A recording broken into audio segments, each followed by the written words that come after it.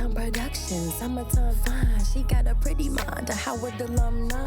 Here to talk about what's going on and why throughout every season, winter, fall, summertime. Welcome back to another episode of Summertime. I am your host, Sommer Hill, and today I am here with artist MC Bravado. Thank you for having me. Third time's a charm. Yes. Me and him have been trying to plan this for 3 weeks now, but we finally get it. We finally got it done. Logistics in this business happens for sure. Well, thank you for making your way out here from Baltimore today. How you feeling today? I feel great. Good. Beautiful. Nice fall weather for a little while. You know, I'm a summer girl, so the season is my thing. So this is a little hard to adjust to, but we getting into it. Okay, we want to hear about you though. So you said earlier before the camera started rolling, you were having a busy week. Tell us why.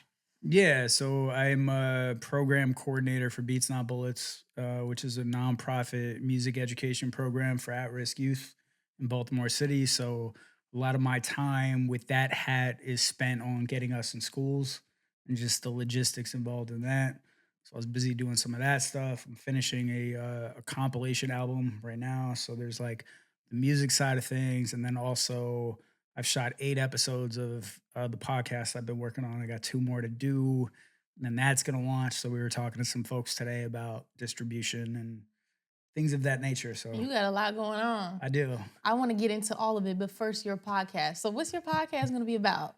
So the podcast is called It Was Written, which is a homage to Nas, who's one of my favorite MCs. And being an English teacher, I focus on like the written craft and just the process that these artists take when writing their verses, like kind of from a technical perspective, like what techniques they use, kind of shining light on the best writers, you know, that I know, and how it ties back to their personal lives. And then there's like a little performance segment too. So Nice. Super hype about it, because I don't think there's something like, there are a lot of platforms, but I don't think there's something that like really solely focuses on the best writers to like this extent. So Who are some of your favorite writers then? Nas definitely is towards the top of that. Lupe Fiasco is up there for me. Elzai, you know, from Detroit. Royce the 5'9" from Detroit also. Black Thought. Those are the guys that, to me, you know, just watching, having so many years in the game and continuing to get better as they get older, you know, because there is a certain like ageism element in hip hop, like, but they are kind of putting that to shame, because this is not like the NBA. Like, they don't have to keep up and down the court. Right. They just got to be nice and like evolve. Sharp, yeah. You know? So when you're listening to music, I guess hip hop in particular, I know a lot of people hear different things. Like my dad, he likes the music because he likes the beat. Right. My mom, she likes the music because she likes the lyrics. What are you listening to? Is it the writing? I think like when I was young and I got into hip hop, like for me, my entry point was like the Fugees, and it was the feeling, and like I didn't even know, listening back, what they were really like rapping about, but it was the feeling that grabbed me. Similarly to like alternative rock and punk, like just that rebellion. But then as I got older, more familiar, like, yeah, what someone is saying is what really grabs me, because there's a lot of like craftsmanship involved in doing that well. So that keeps me interested. Do you remember getting introduced to like hip hop? Like, is that what you grew up on, or was there a moment? Like, because you said the Fugees. Like, how old were you? I was young. Okay. I don't recall the exact age, but MTV, "Killing Me Softly" music video, like just hearing that, and I mean, that record, Lauryn Hill, like I just knew in that moment. And then it was more, you know, and then it was Nas, it was the Beastie Boys, it was like all of that just continued to draw me in. But that was the initial, like I can pinpoint that initial That moment. was a good era of music. Yes. That was a great era. I'm biased, but that's my favorite era of music. I think it's one of mine too. Yeah. That in the 60s. That makes sense. Because my parents are born in the 60s, so like the Ohio Players and all that, that's my jam. I'm a real old head. I feel that. Yeah. So, okay, but you're also a English teacher. Yes, that was, until I was full-time until 2018. 2018, I jumped into the music. I was trying to balance both, which is kind of crazy. It's not like disrespect to the other teachers, but as an English teacher, it's not just multiple choice. Like we're reading essays and it's a lot of work when you Mm, get home. You're mm, taking home 100 pages of writing and you have to make the feedback meaningful. So I got to a point, I knew that last school year, it was like the 2017, 2018 year. I was like, I can't do both things. Like mm. music was picking up. And then I had a chance to do Vans Warp Tour, which is like 40 cities and 50 days, something insane. And I was like, I don't think I'm ever going to get a better moment to like jump. Yeah. So I jumped, but when I came back, Beats Not Bullets like happened to be at the school that I used to teach at. And somebody recommended me. And I was like, this feels like the universe, like allowing me to still work with youth in my city and to kind of marry the worlds that I'm most passionate about without having to be in the classroom from 8:30 to. That's I always laugh when people are like, teachers have the best hours. Like you're out at 3 o'clock. I'm like, do you know that we're grading until 8, 9 o'clock, right back in there. And it was too much. So to have an opportunity to do it on my terms was cool. You know what? Before August, I wouldn't really know what you're saying, but since I've became a professor at Howard, oh Yes. my goodness, this is so much work. Like it's rewarding and it feels good, but it doesn't stop. Like How did that come about for you? I went to Howard and I kept in touch with my professors there and I wanted to pick up a second job and I wanted to work with students and specifically Howard. So I just like kept annoying them until finally something opened. But it was like this is hard work. Like Yeah. I've always known teaching, teachers always like it's so hard, but it's so rewarding. This is hard work. And it's a Planning lot. and that's Lesson yep. planning. Because not only do you have to lesson plan, but like you have to know the information in order to teach it. And there's a Ooh. whole like delivery too where you have to be approachable and not quite like a like Yeah. not a know-it-all like all the way, Yeah. but knowledgeable enough. Right. Like Yeah. somewhat the authority of the room, but also giving that to them. Yes. That's hard. So how did you feel leaving your students to go on tour?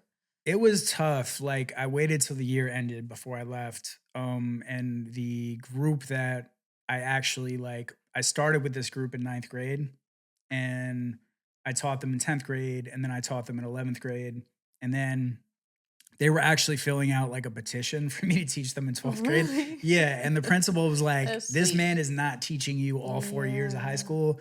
But when they graduated, it was like kind of the perfect time for me to Mm-hmm. also leave. Mm-hmm. So it was hard, but like I kept in touch with any of the students who wanted to keep in touch with me. Mm. There are still students who like I put on my list when I'm doing a show, Oh, that's sweet. and it's cool to still, yeah, I've kept in touch with a lot of my students, which is great. What do you think your students liked about you?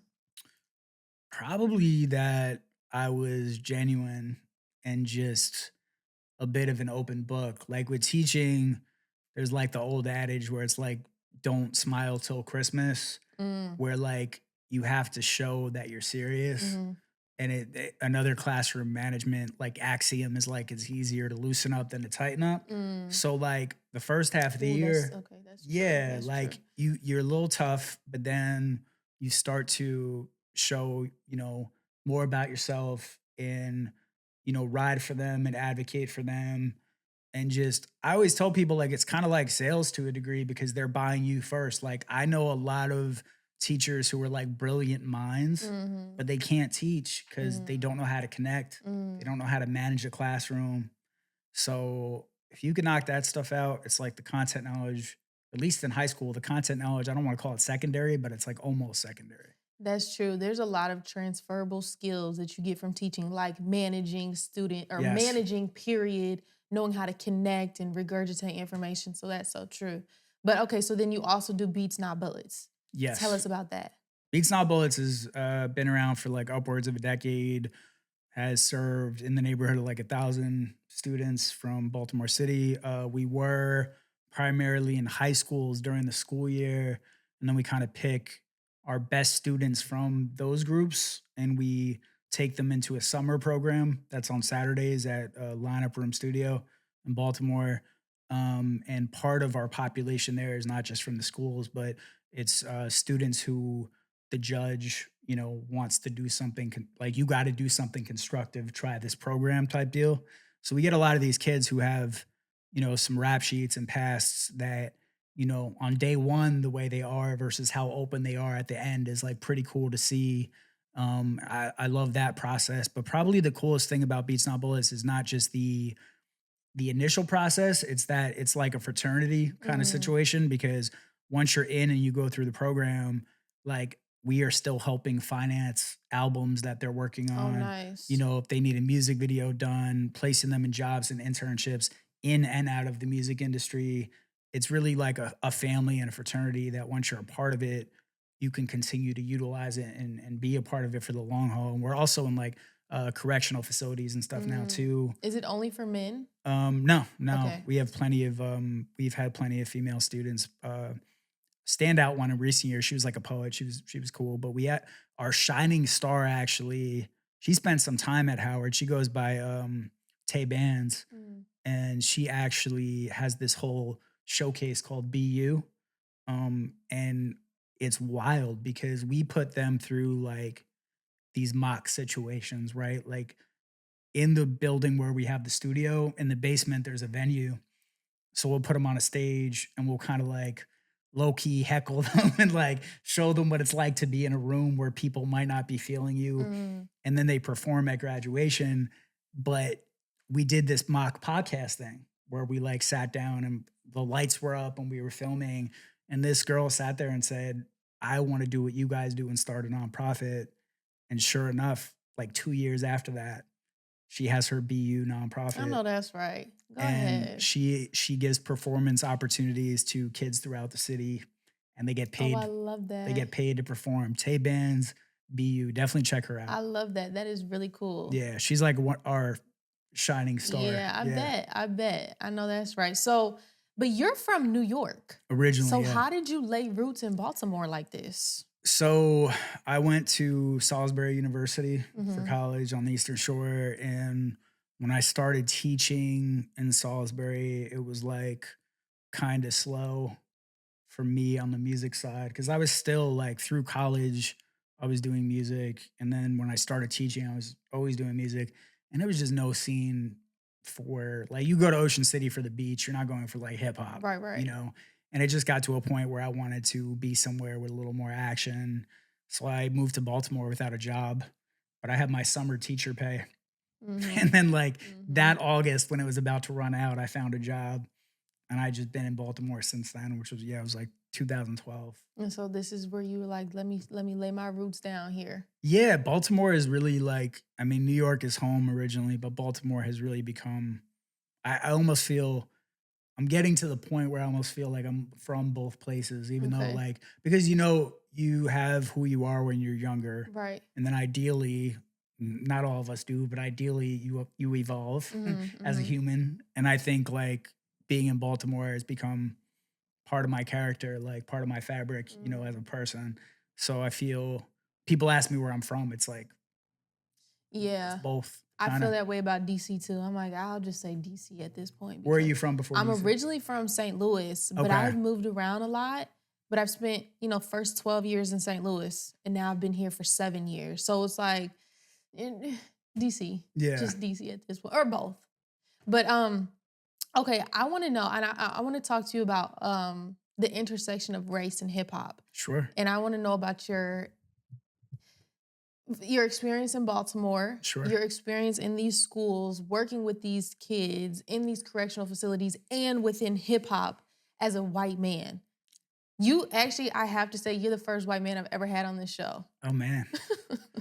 So I would be remiss to not get into No, that. it's a good question. I definitely like wear on my sleeve that I do firmly believe I'm a guest in hip hop culture. Right? Really? Yes, 100%. So that's something that I recognize. I also recognize that being good at what I do and being a white dude probably makes things easier for me at a lot of points. Like I could Mhm. acknowledge the elephant in the room there. I'm not gonna like run from that. It's a Yeah. thing. But for me, like part of what I want to do on account of that is to make sure that I'm actively giving back to the culture. Mhm. And I feel like with the work that I do in Beats Not Bullets, like constantly, that it is a way that I can make sure I'm giving back to a community that has supported me that quite frankly didn't have to. like when I started going to events in Baltimore, I did not expect to be as warmly received as I was. But I don't think it's because I'm dope as an MC. I think it's because I was doing the work in the community, and that like from Jump Street, people recognize that part. And I think that helped, people want to push me forward and actively support me. So when it comes to you teaching your students how to navigate this space as Yeah. an artist, how do you do it from a perspective of like, I don't necessarily know, there's a difference in how we Yeah. navigate these spaces just because of race, right? So how are you 1000%. able to teach them how to navigate this space? In our program, we also have, the majority of our leadership and at least like half our staff, are also like Black folks. So it's not just me as the only mentor in these equations. So I'm not going to I don't tell them how to move in certain ways that I can't. I could just give them the experiences and the knowledge that is more so universal. I don't attempt to know. I empathize and I listen, but I don't pretend to come from a place of authority when that's not my particular experience. And fortunately, we have leadership under the same roof that can help with that side of it a bit more than I can. Okay, that's good. Yeah. So how do they perceive you? Like when you show up to these like correctional facilities, and not to say that everyone in your program or everyone in these correctional facilities are Black, right? But how do the Black people within these programs perceive you when you show up like, hey, I'm a rapper and I'm gonna tell you all about my journey? Fortunately, my intros are I think a little bit different, but I don't do our correctional side actively. Okay. I do our school side Got you. actively, but I think it reverts back to exactly what I did as a teacher, where I don't think I'm gonna win them over on day one. I'm not trying to do this shock and awe thing, but then there might be something where a kid is like, oh, he's on the radar. Like, oh, he smoked that. Oh, like what? And it's like through action, you start to I can show you the game because I've done X, Y, and Z, and the proof is kind of in the pudding there. And I'm not trying to pretend to be somebody I'm not. I have my own past and my own mistakes and my own issues, but when I was teaching, same thing. I'm not leading oh, hey kids, I've been in trouble too. Right, boom, right. boom. That's more as you peel back and get to know each other. But I guarantee you, anybody in that room by the midpoint of the program rocks with me.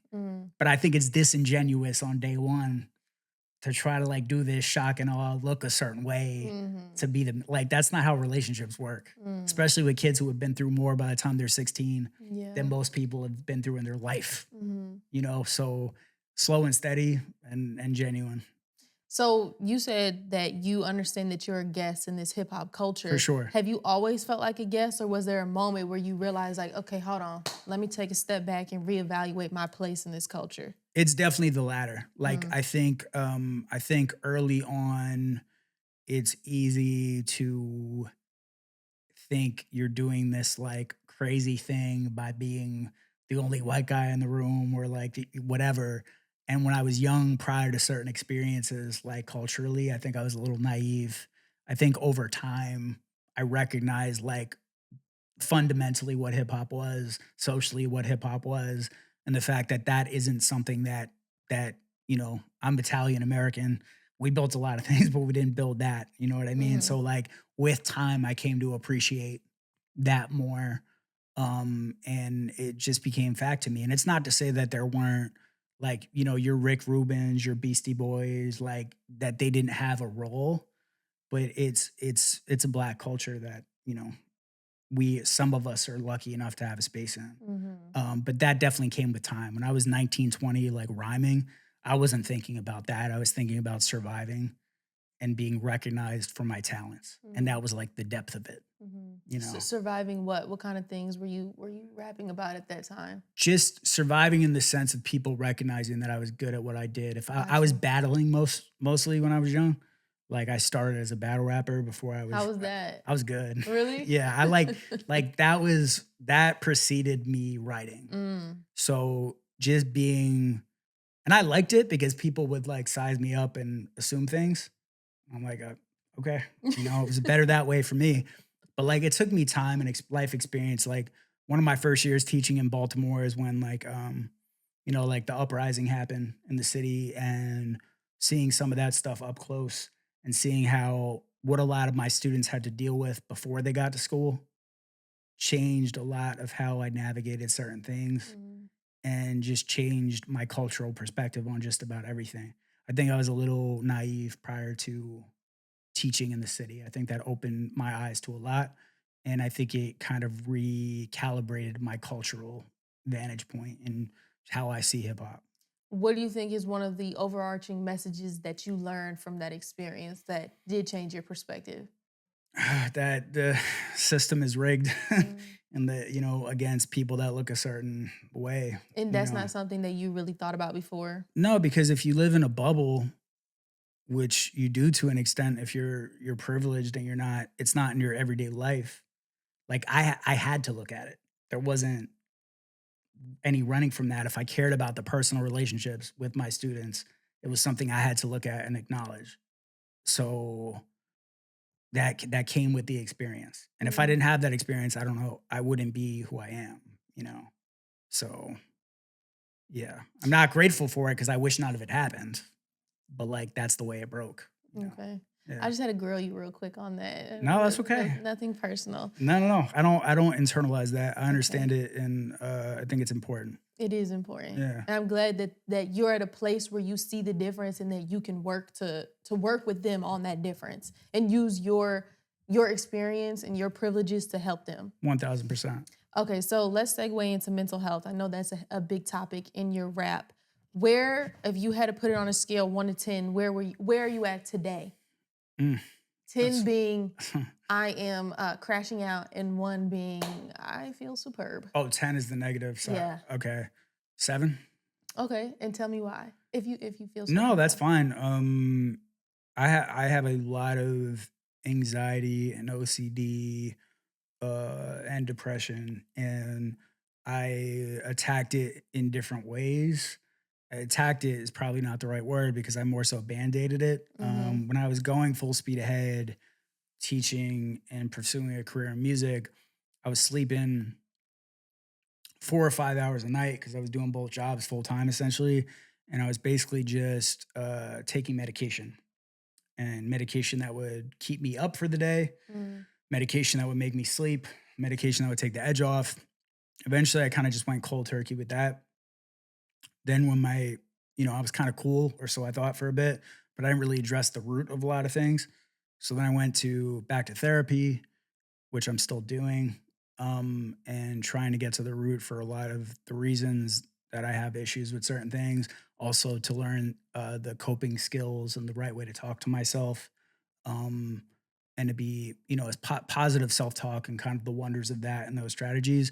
And I'm currently at the point where I'm kind of mixing that with certain medication, and figuring out what works for me because it's not a black and white situation. Like some people will kind of ignorantly tell you, well, all you need is therapy or all you need is like it's not everyone is individual. Everyone's brain chemistry is individual. So for me, it's working through anxiety and depression in a responsible, honest way Mhm. and making the time for that self-love and that self-care that I didn't in the past, and not just trying to band-aid it with like a list of prescriptions that'll put me on autopilot and make me productive, Mhm. but not fix anything. I think with the therapy plus kind of slowly doing, trying different medications and what works, it's been helping me out quite a bit. I mean, it's still a decent road ahead, but I'm happy with my progress. Okay. I Yeah. didn't hear you mention like using, music or expressing it in your music as an outlet. Do you find that it is? 100%. Okay. But there's a double-edged sword with that too. Like, on the project that I have coming, there was this record we sat on for like a couple years. And I loved the hook, but like the verses to me were kind of like cookie cutter. And I was like, this feels like a Hallmark card. Like I need something that like the hook is gonna catch them, but I need something that feels more like a personal journal. So like Mhm. it took kind of the week from hell Mhm. and then coming out of it to Mhm. write the verse. So it's nice. Like on one hand, it's therapy, but then there's that thought that creeps into your head. For me, a lot of my best music has come during these really awful times in my life. Mhm. So it's like, what happens when it's smooth sailing? Like, is it Mm-hmm. going to be whack? Like, is it going to feel like it's, that thought does cross my mind. Like, when I get where I want to be in terms of my mental health, is it going to take some of Right. the What's sauce gonna away? motivate me? What's Yeah. gonna It's inspire a big me? part of me right now for sure. Mm. Yeah. So how do you plan to manage that when that time comes? I don't know if that's how it's going to be. So I don't really have a plan. I guess my hope is that I think a lot of people, when they're well adjusted, wind up doing their best work and they're like, they never saw it coming, but that's how it is. So Mhm. I'm hoping that's the case for me because I'm not going to just make problems for myself. Yeah, please don't So do that. no, no, Well, I no. mean, if it's not on you and it's in you and you're truly talented as an artist, then you should be able to create regardless of the circumstances, right? And you'll still be a good artist. I think so. I think so too. Yeah. I look forward to seeing what you create when you're at that point. I appreciate you. So how do you help your students get through those moments where, they're having a hard time or, dealing with depression or anxiety and you want them to continue? I think it's a lot of the same stuff that I did when I was teaching full time, with the program where it's a lot of listening.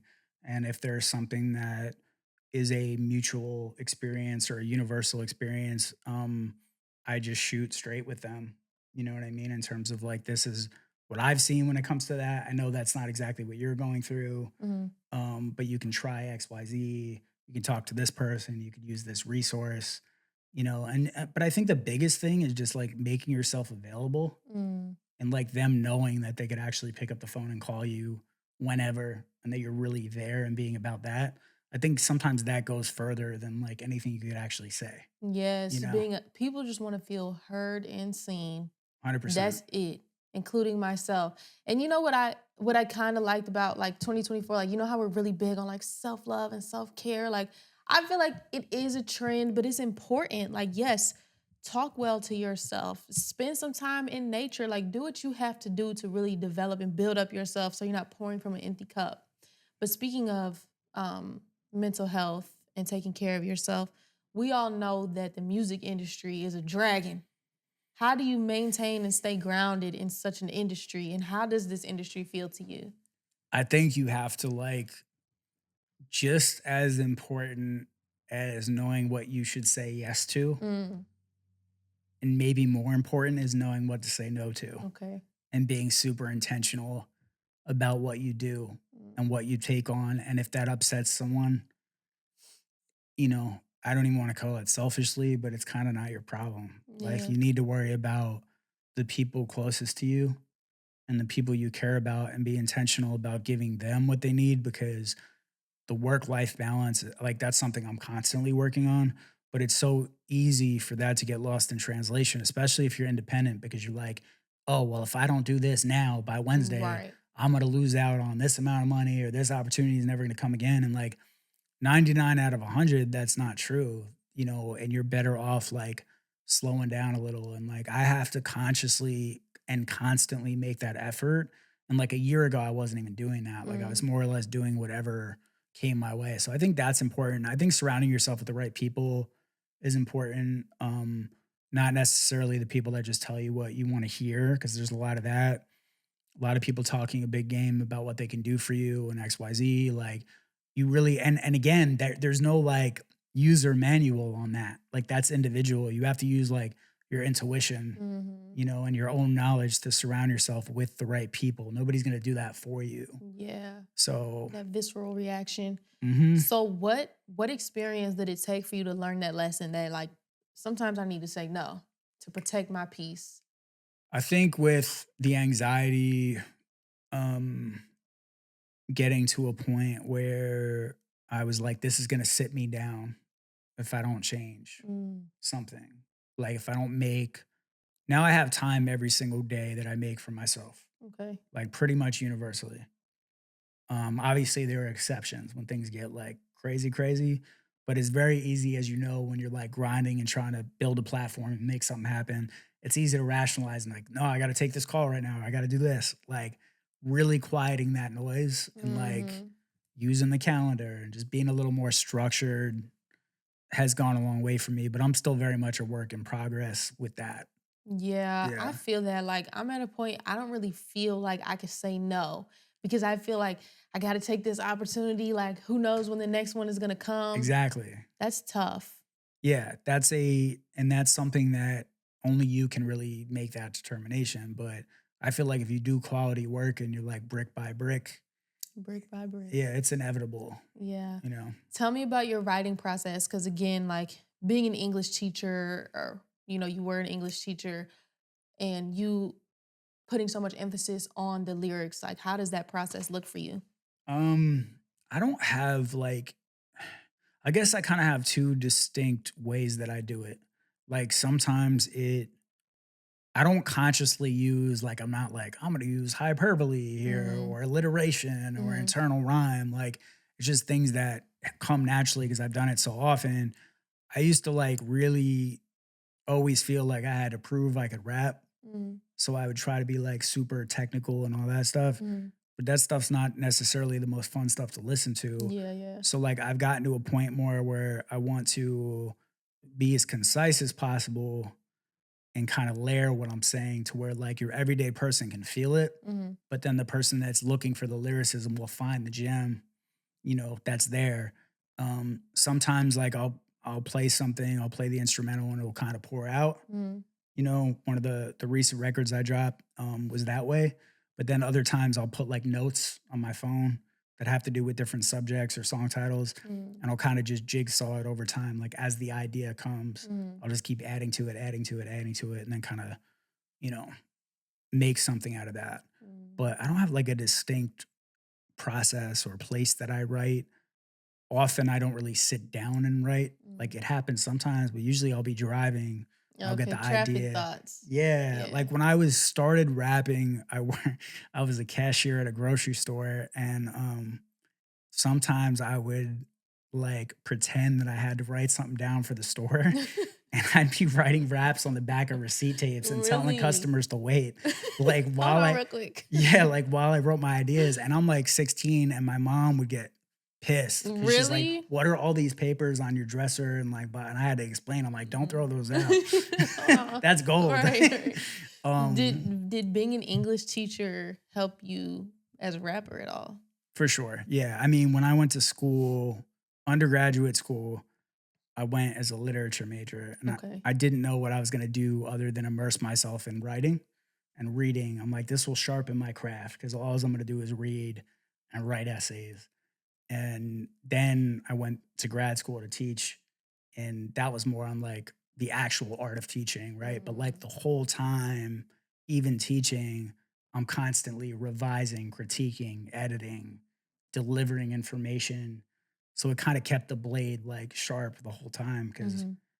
I'm using that muscle constantly, like whether it's written or speaking, even teaching and having to deliver a lesson to a bunch of 16-year-olds in a way that gets their attention. That they receive. Yes. So there's like a stage presence element to Yeah, that. So it true. really kind of checked more boxes than people would think. True. That is so Yeah. true. You got to keep them engaged somehow or another. It's hard. It's hard. Hmm. So I'm sure, over the course of your career, you've gotten a lot of big ups, a lot of people loving what you're doing. What's your favorite one? Like, what's the one that hit home the most?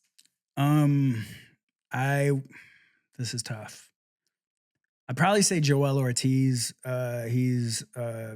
He was in Slaughterhouse with like Joe Budden and Royce and Crooked Eye, and he was always one of the lyricists that I like looked up to. And we did this record called Like Kobe.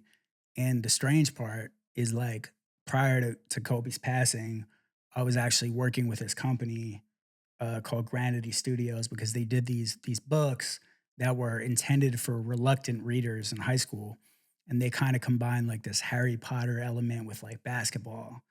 And so I was dropping these books off at the schools in the city and like low key working with this company.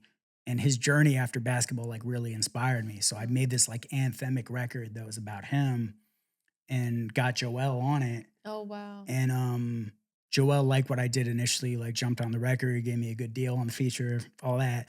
But then when I sent it back, like what I did on the second verse, especially, he was like really blown away. Really? Yeah. But then like, and that hit me because that's one of my heroes. Mhm. But like then what happened. So we had to like not put that record out for a while. And then when we did, I think people thought that it was done after, but it doesn't play like a tribute. Like it plays like an anthem. Oh Like wow. yeah. Oh, that's not that's so special. It was a crazy experience. I would like to think on IG, because Kobe was so hands-on, I would like to think at least one of those conversations was with him. I don't know. But Yes. yeah, one of my favorite athletes, and his whole mindset really like The Mamba mentality. yes, resonates with me, like for sure. What do you think it is that speaks to you? He was not big on excuses and was just like, if you go all out and make this your life, like you'll get the results that you want. And he proved that that mindset transcends sports, because right after sports he was successful on the filmmaking side, and then he was about to be big on that whole literary side. Whatever he wanted to do, he could apply his mindset to. So I like that way of thinking. I like that too. When I was at Howard, we were taught this poem. It's called Excuses, and it goes, "Excuses are the tools of the weak and the incompetent. Those who use them solve amounts of anything." So every time I think of it, I still know it, and I say it to people. I say it to myself. Like if somebody's coming up with an excuse, I'm saying tools of the weak and the competent. Like you know, you really have to apply these like cliche that are almost like, fantasy to your life. Like this is real. Like we really can decide, I'm not gonna make any excuses and I'm just gonna do what feels right for me. 100%. So I love that. Because even down to like positive self-talk, like we can wire ourselves. Yes. And if you really like believe that, like that's the case. Like how you talk to yourself is what you become. Yeah. And I think that, that's why when I did this belief record, that's why I like literally put it on my wrist, because this is a record that I know at some point, like it's doing well right now, but like I know at some point it's going to be massive. And I also like to be able to look at this and every day, like I'm feeling a certain way. It's like my true north. Yeah. I did this for a reason, because I believe in myself. I believe in this record. I believe in everything I'm doing. And it seems like a wonky reminder, but like little stuff like that goes a long way. It's the little, because I have breathed here. And So it's like, people like, you gotta, I'm like, no, trust me, it's so much deeper than that. Like, it's really about the intention behind it. Like, I'm taking a moment to breathe. You're taking every moment to believe in yourself. Like, it's those little things. Agreed. What's your dream collaboration? Let's manifest it. Say, you gotta use that proper wording. Nas. Okay. Yeah. Okay. I like that. That's sure. That's a good one. Yeah. My fellow Virgo. For sure. Deep thinker. Every word, not a wasted syllable. Oh, I like that. Yeah, Nas for sure. Okay, I have a really good last question for you, and I want to read it off here because I just need to make sure it comes out. It's such a good question. Okay. If you could design a curriculum based on the lessons hip hop taught you, what would that look like? Sheesh. Merging all your worlds. Wow. I don't think it could be relegated to one subject. Because if you think about it, if you do a career as an independent hip hop musician, you have to understand like math and economics. You have to have a visual aesthetic. And I do my own art sometimes because I don't want to wait or pay somebody. So there's like the business math element. There's the visual element. You need to like pay homage to the culture and know your history and tie significant events in history to like, a hip hop song that speaks to one of those events, right? That's totally a thing. So there's 3 subjects. And then obviously English, you can tie in the craft, but it'd be something cross-curricular like that really applies like everything on my journey, I think could apply to like a multitude of subjects. So it'd be something not just in one class, but across. Oh, that's so classes. cool. Yeah. Oh, that's a good answer. Thank you. Okay, I know they said that was the last question, but that's not. We just a few more. What do you wish that your audience knew about you? Honestly, the stuff that we spoke of on the, I put the mental health stuff in the music, but I don't like, and I don't want this to come off the wrong way, but you know this to be true. There are a lot of people who create content who use things to kind of bolster their visibility. It's a bit opportunistic. So I'm not saying all those people are disingenuous, but I don't like put my struggles in that regard necessarily in front of everything that I do. Yeah.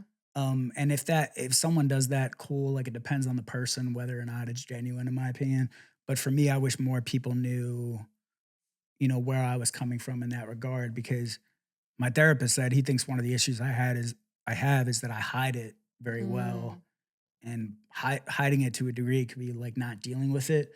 So for me, I think sometimes people view me as one way, and like might view me as very self-assured or like even arrogant or XYZ. And I just wish they knew that side more. And I think with the music and it continuing to be an authentic part of what I'm doing, that will come out. Yeah. But yeah, because that's the real me. I mean, even down to my name, like Bravado is like kind of that projection. It's like a false arrogance type thing. And it came from me I made a record about it, but it came from me being this nerdy kid with braces and like 120 pounds who couldn't play sports all the way, and like found this superpower that made me popular to a degree, and like really more or less was to protect me from ridicule, because people don't say anything to him. He'll go home and make a song about you and the whole school will be clowning you. Like, it became that. So like, I'm still that kid. Like, I still stand for that person. So I think I want people to know that. I feel very honored that you shared with me your mental health story, and that you're allowing me to share it with the world so that people can know that about you. I appreciate you asking too. Yeah, of course. And before we go, I have artists do this every time. Hopefully you're down for it, but we need a quick little verse. People need to hear what you sound like. You can freestyle. You can give us something you already got. It could be quick, like, something super quick, but you're an artist. They need to hear the art while they're here. Okay. Yeah. I'll do a little snippet of, a little snippet of that Like Kobe Okay. record, since we were talking I'd about love to that. hear that. What up to Tony Touch? I got this in a Cobra clutch. I'm Obi-Wan Kenobi, Shinobi, and Kobe rolled in one. I be the motherfucking coldest one. I'm colder than the frozen super soldier when they woke him up. My only love is hopeless. She been colder since we broken up. Her only hope is touching me. That hoe ain't getting close enough. You are the white boys of toasters, son. If I ain't better than M, I'm the closest one. I'm on that comforter you place your face on. I have your girl telling you it's Jake from State Farm. I'll leave it right there. Period. Appreciate Not you. Jake from State Farm. I know that's right. Well, thank you so much for being here today and sharing your story and sharing your art with us. So appreciate the first white man I've ever had on this show. I feel honored. Thank you so much. I'm honored to be here. Thank you for having me. Summertime.